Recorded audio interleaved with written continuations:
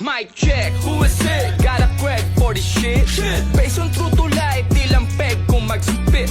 Kumpara mo sa gawang in-check, kung higit mga inget, pumikit din pa i-check kung legit. Mic check, who is it? Got a crack for this shit.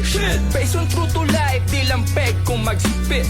Kumpara mo sa gawang in-check, kung higit mga inget, pumikit din pa i-check kung legit. Mic check, na namang who is it? magbabalik sa sulat na balagbagan. Lihitin mong makatan na pwede nyo din tularan sa aking mga sulatan. Marami na rin nagpalakpakan, mga daga sa aking dibdib, tuluyan na rin nagsipaglaglagan.